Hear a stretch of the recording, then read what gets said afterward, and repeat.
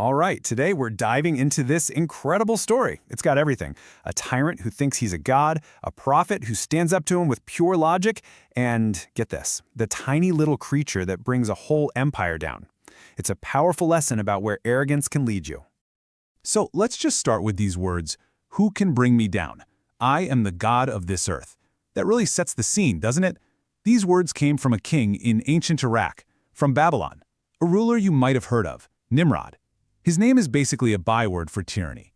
And yeah, his power was absolute. But believe me, his pride, that was even bigger. So yeah, this is where we begin. The story of a king who literally believed he was a god. A guy whose arrogance wasn't just a personality flaw, it was the law of the land. Okay, so to really get inside Nimrod's head, you have to understand this one word, takabbur. It's an Arabic term, and it's not just, being a little proud. We're talking about a destructive, blinding arrogance. It's the kind of hubris that makes you completely reject the truth. You see it time and time again in history, right? With fallen leaders, collapsed empires. And for Nimrod, this belief, this takabbur, well, it was the architect of his own destruction. I mean, this guy controlled everything. The money, the military, these huge palaces. But that wasn't enough. He actually claimed power over life and death itself. He'd tell people, "I'm the one who feeds you. I'm the one who decides if you live. I'm the one who says when you die." Just wild. But as history has a way of showing us, right, even in the middle of the darkest, most oppressive regimes, a challenge can pop up from the last place you'd expect, a single spark of light that's about to expose all the shadows. And this challenge, it all kicked off with a prophecy. An astrologer comes to Nimrod and warns him, hey, a child is going to be born who will completely shatter your rule. And Nimrod, of course, freaks out. He issues this horrifying decree. Every single newborn boy in the kingdom has to be killed. But you can't stop destiny, right? A boy named Ibrahim is born in secret, hidden away in a cave. And this is a name you definitely know, Ibrahim, or Abraham, a central figure in Judaism, Christianity, and Islam. So as Ibrahim grows up, tucked away from all this tyranny, he starts questioning, well, everything. And this gets really interesting because his own father, Azar, was a famous artist who made the very idols the whole kingdom was worshiping. And he would challenge people with this really simple but profound logic. He'd ask them, can these stones even hear you? They can't hurt you, they can't help you, so why do you worship them? And what was their only answer? Tradition. Well, it's what our ancestors always did. But for Ibrahim, that just wasn't good enough. The truth was way more important than tradition. So he waits. And when the whole city clears out for a festival, Ibrahim sees his chance. He walks into the empty temple, grabs an axe, and just smashes all the smaller idols to pieces. But then, he does something brilliant. He takes the axe and hangs it right on the shoulder of the biggest idol, the only one he left untouched. And this is where his genius really comes out. The townspeople come back, they're furious, and they confront him. But he doesn't confess. Nope.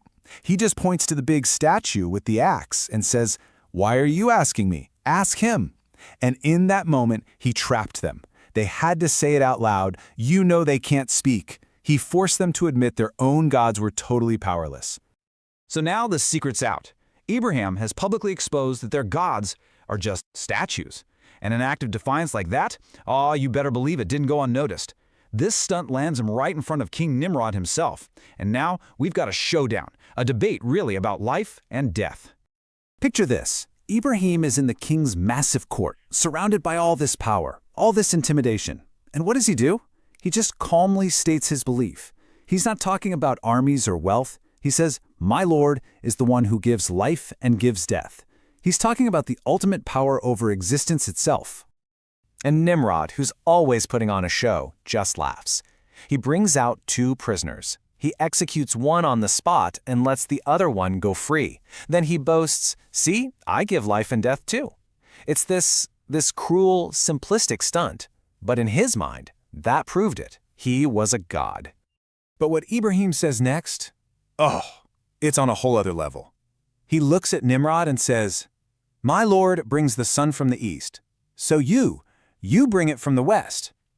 And just like that, silence. It was this checkmate move, right? A challenge to a real cosmic power that no king could ever touch. And Nimrod, the so-called god of the earth, had absolutely nothing to say. So, what do you do when you're a tyrant who's been beaten in an argument and humiliated in front of everyone? You resort to the one thing you have left: brute force. Nimrod basically decides, okay, if I can't outthink him, I'm just going to burn him. And not just burn him, but make a whole spectacle out of it. Yeah, this wasn't just some execution. This was theater. Nimrod orders his people to build the biggest fire the world had ever seen. I'm talking a fire so massive, so hot, that birds flying overhead would literally fall from the sky. He wanted to create something so terrifying it would erase the very memory of Abraham's defiance. So there he is, Ibrahim, tied up, loaded into a catapult, aimed right at the heart of this roaring inferno. His end looks certain, right? The crowd is watching, probably terrified, but also kind of fascinated. I mean, seriously, how could anyone possibly survive that? But then, something impossible happens. As Ibrahim is flying through the air towards the flames, a divine command goes out. "O fire, be cool and safe for Ibrahim." And just like that, the fire's very nature changes. It doesn't burn him. It doesn't even touch his clothes. Instead, the flames turn into a cool, peaceful garden. Green grass literally sprouts up where the fire was. And Ibrahim just walks out, completely unharmed. It's this incredible victory of faith over force. But Nimrod's story, oh, it's not over yet. His epic arrogance needed one final, truly humbling lesson. And this really shows the ultimate contrast, doesn't it? On one side, you have all of Nimrod's might, his huge armies, his palaces, his absolute authority, even that massive fire. And what's on the other side? The thing that finally brings him down? A single mosquito. The message there is just so powerful. The greatest earthly power can be completely undone by the smallest, most insignificant thing. So according to the narrations, a mosquito flies up Nimrod's nose and gets lodged in his brain. And for years, it causes him this unbearable, agonizing pain. It was so bad, he would literally have his servants hit him over the head with things, just desperate for a second of relief from the torture going on inside his own skull. So the same head that wore a crown, the same head that demanded to be worshipped, was brought low. It became the source of his own downfall. The guy who claimed he controlled life and death met this slow, humiliating end, eaten away from the inside by a power so tiny he could never, ever have seen it coming. And that's where this ancient story leaves us, with a really personal, timeless question. It kind of forces you to look at your own life, right? Your own successes, your power, your wealth, whatever it is, and ask